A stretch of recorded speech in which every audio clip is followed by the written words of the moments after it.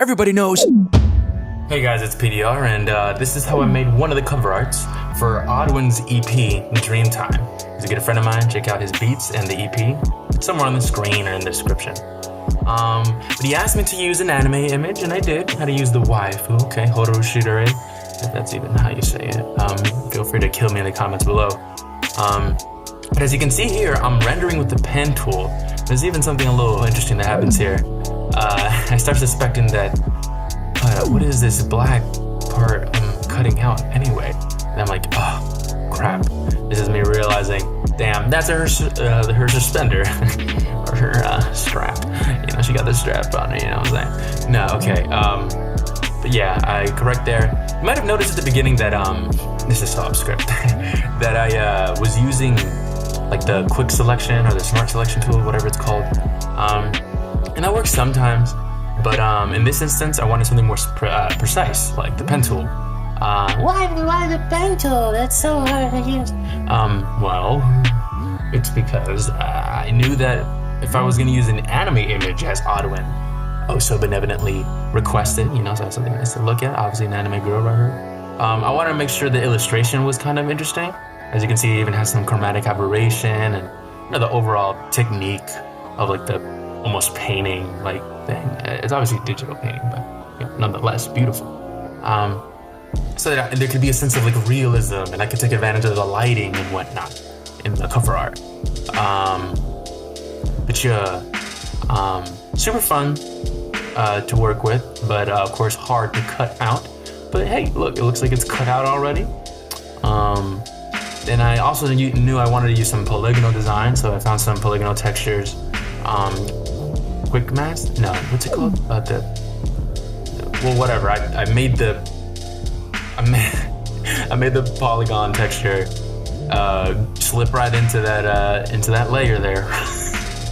This would be describing whatever it's called that's going on the right side there. Start doing some exposure techniques, some color correction so that she matches the background a little more, and actually, you know, it fits pretty well there. Some blurring, so it feels like maybe she's encased more within this like glass polygon thing, almost like a frosted texture, you know. Some readjusting, you know. That's one thing people don't realize. Composition is important. Here's some more lighting techniques. You know, I like you know, you can use a simple overlay gradient, but I almost want to have a smidge of color in there so it's a little more natural.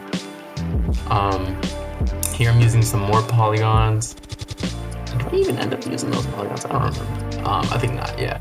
But one of the key things that made me go in this route for the cover art, one of like the 5 or 6 that I made for the dude, is I wanted, since he told me it was gonna be dream time and it had a dreams and illusions kind of theme, I wanted to have like a visual motif of like shattering the illusion, you know, like breaking the dream, and on some Inception type stuff, you know. Making the shards of glass work in every piece and mixing it well with the polygons and stuff like that. So yeah, here's some sorry for the dead air, guys. Here's some more color correction. You know, always gotta experiment, gotta see what looks nice. Gradient maps are your friend, okay? I've been using them more and more nowadays. There's some more tweaks. Sometimes things will look a little off, even if you've been, you know, calculated. Here's a nice little thing that I kept doing throughout all the designs. Adding a little lightning bolt on the eye. What does it mean? I don't know. You figure it out, okay? But it looks cool, and it goes with the whole polygon thing, right? So there's that. Ooh, that looks kind of cool. Yeah, I experimented with trying to make the polygon texture fit in there, but you know, some of these things sound better in theory, you know. But then when you put them into practice, like, I'll just do it myself, you know what I'm